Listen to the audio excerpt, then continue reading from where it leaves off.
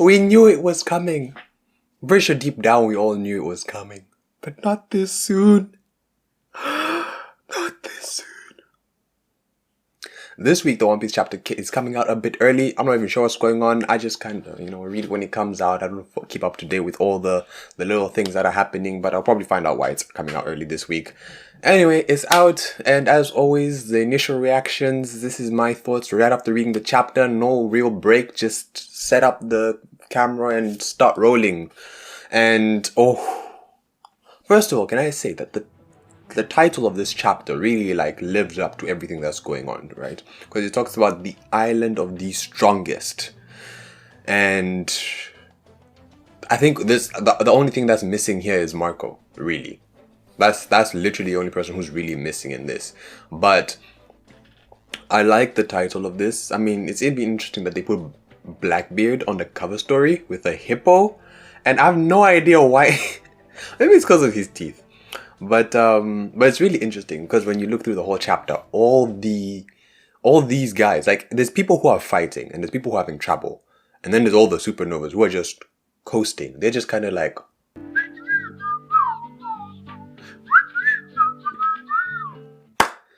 And yeah, but it lives up to its name.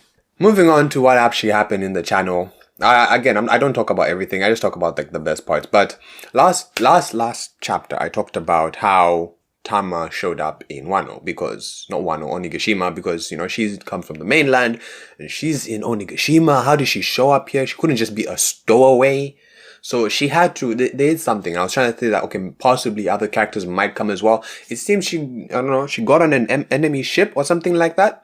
Where I don't know if she hijacked the ship or something. But yeah, she had an enemy ship bringer. So I'm guessing there were Smile users on that thing and she just Kibidango here or there. And so, yeah, they probably brought her. Which is a bit less interesting. So, I mean, Hiyori can't do that or anything. So we're probably not going to see her maybe later on. Maybe she'll find her own way here somehow. But yeah, it's a door I was hoping would be open for other characters to, use as well. But it appears not. But she's come with both the thingy and the baboon. So who knows? Also interesting as to why she came, right? Why did she? I think that's the only thing that's left. Because she wants to fight, but is she here as a samurai, the way the rest of the samurai who showed up here have shown up to save Wano, or does she have a distinct goal? Because Tama, as far as we know, she takes pride in being from Wano as a samurai and everything. She even says here, don't underestimate us, we're also samurai. And yeah, she has that. That's great. She made her promise to Ace, that's great. But why are you here?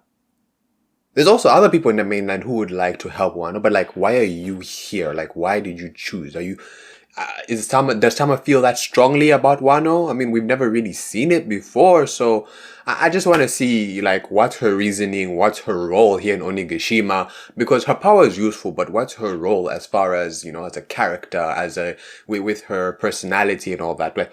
What does she desire out of this? So, Tama is an interesting one, and I don't know. We'll see how it goes. Yamato is cheap, right? Yamato, absolutely cheap. I can't believe she just threw Frankie under the bus. But I did say this. I did say this. It means that we won't really get to see Frankie fight Sasaki, and that's not true, right? After reading the official, it could still go that way, because when Bao Huang sees them, she mentions that right now, they are in this part, I think it's the right brain. I don't know why it's called the brain, but the right brain tower. And where they're headed outside. And we also know that Frankie, when he was being chased by, what's his name, Hacha, was also headed outside. So there is still a possibility for Sasuke 2 and Frankie 2 have that meetup and have that matchup. It is not done just yet. So it's obviously no surprise, right? It's obviously no surprise that this happened after. I mean, of course, I did say it. Again, we're seeing Sasaki come out, but yeah. So with Sasaki coming out, it's a bit of an interesting thing. We saw his sword looks a bit to say the least, right? It's got some diagonal thingies on it, which makes me think that maybe it can extend into one long thing. Can it split apart even more? It looks like there's layers to it. I'm really interested in Sasuke's sword, and there's a panel of someone breathing, and I don't know who that is. Is that just a random person, or is that someone in this situation? Because like we can't. Or is that meant to be like a close up of Yamato's face? I'm unsure of who or what that is. But Sasuke is seeming super interesting. Yamato is cheap, and that's the end of that fight. So now I forgot to mention this in the middle of my, reaction and everything. Too many emotions were going through. But at the beginning of the chapter, it stated something about Momonosuke somewhere over here. Where is it? Just before we transition into law. That, Yamato believes that Momo is going to bring the dawn. So, the Momo debates of no Momo for Straw Hat are coming back. People thought it was done. People kind of wrote Momonosuke off as going to become Shogun and all that kind of stuff. Of course, I didn't believe that. I made a video on like Momo potentially joining the Straw Hats. Go check that video out. Anyway, like this is seeming like Momo for Straw Hat is not done just yet. It's seeming like there may be more to evidence to support it, with him, bringing the dawn. And I don't know how well you can bring the dawn from inside your country that is a fortress. So, yeah. Now we get to the people who are coasting. Now we all wondered where Law and Kid were, but like, just to see Law chilling and see him find a poneglyph that isn't, the red, one of the red ones. I forgot what they called. It's just like, Kaido is a poneglyph. It's coming back. A place where poneglyphs are stored and the red one's not there. Kaido's indestructible. I'm just saying. I actually don't subscribe to that theory, just in case you are wondering. But I think it's hella funny how it's like you can't disprove it, more or less. It's like, how do you disprove the fact that Kaido's a poneglyph? Just how? Like, how exactly? What is there to disprove it? But it's a very silly theory, but I love it. I love it. I don't believe in it, but I love it. And then of course there's Kid, who is literally preparing for Kaido as he goes. He's taking out all the weapons he can get, literally all the weapons. This also leads me to believe that he might actually take the big sword outside. Because, even him and Killer have an agreement that, this is the strongest pirate alive. There's nothing like being over-prepared. So, if you gotta take all these weapons, you gotta take all these weapons. If there's a big sword outside, you gotta take the big sword. I'm telling you. So, we might see Kid do that. We might not. We'll see how we handle it. And, yeah, I don't know. Maybe not. Because the only reason why I think maybe not, it's just like, how would Kid handle that? Like, you take it out, and that sword is so monstrously huge. It's larger than Kaido, larger than Big Mom. It makes everything look so tiny. So how would you really handle that around? But he's trying to be prepared as possible. So it makes me think that anything he can use, he will use. So, But anyway, these guys are on the move still. And once again, a bit sad that we don't see like the rest of Kid's crew. So it's like, where are these lot? We just see Killer and Kid, which is a bit sad once again. Oh yeah. I think there's a moment here. Oh, okay. So before we get to, what's his name? Before these guys get to the rooftop, there's still Big Mom who came in. She is going to the top. Now, interesting enough, like I said, I also mentioned this. Let me just organize my thoughts, it's because I do the video immediately.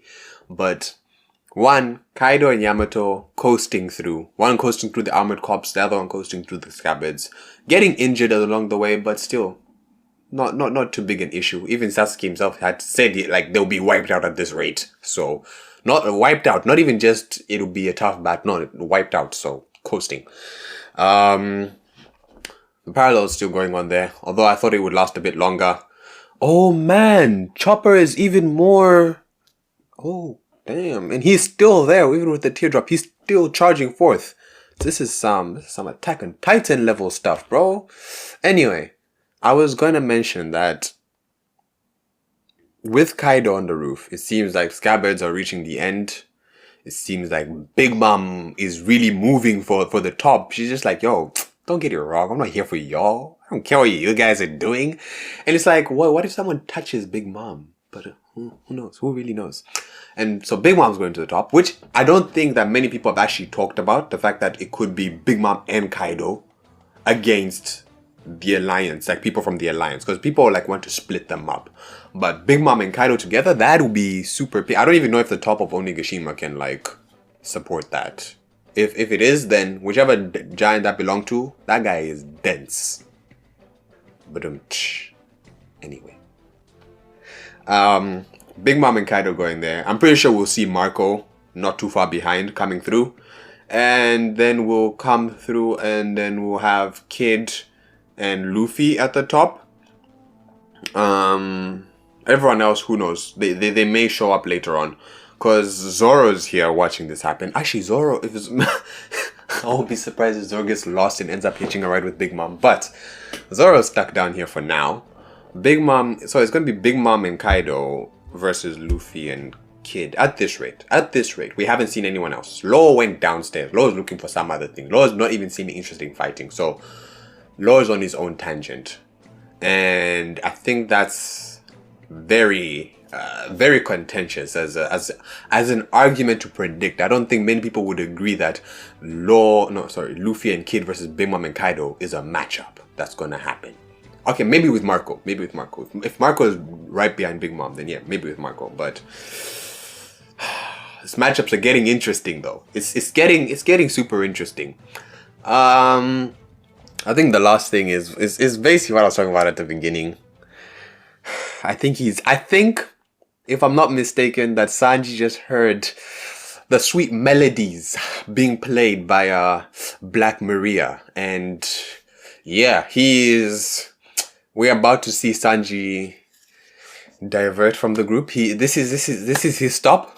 He's pressed the button on the bus. He's about to get out. He knows where he belongs, right? So I mean, hopefully we don't get a repeat of Enies Lobby and he gets beaten up. But hopefully, we are hopeful. But I mean, it's Sanji at the end of the day, so I don't know. Sanji can pull this kind of stuff, so we don't know. Anything else that I wanted to talk about? Yeah, I think just the matchups, honestly.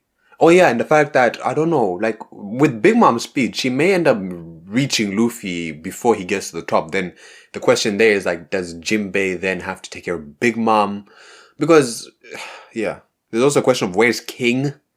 Because as they're going up, some of these people need to start appearing, or we need to get an idea of like where these guys are. Where's who's who? Where is he? What's he doing? So yeah, I want to see where this is going, but it's all coming together, right? It's all coming together for chapter 1000. I can see the pieces of the puzzle slowly, and all the matchups are being, well, they're being put around. Yeah, we can see them coming. So it's just a bit interesting about how this is going to play out. Anyway, feel free to leave your thoughts. Feel free to let me know what you thought about this chapter. Why, if anyone knows why this chapter is out early, like what's going on in Jump, like what's happening there? Why is the chapter out early? Please let me know. I prefer that to actually having to do the research. But anyway, yeah, I'll probably do the review. I might do the review like on Saturday night. For me, just because of time and busy, and yeah. So, oh man. Oh, that's more of a centaur. Sorry, just one thing I noticed at the end here. This guy is more of a centaur than, Frankie's Centauros form, right? There's a guy here with a zebra, like legs coming out of his back. Kind of reminds me of a bit of, what's his face? Kinemon and Luffy. But, yeah, man. No way! And there's a guy who spawned a crocodile right out of his arm. It's like a crocodile tail out of his arm. That's just hella jokes now. That's just dumb. But this Kentauros guy, I think that the zebra legs are a bit too high though. Yeah, I think they're a bit too high.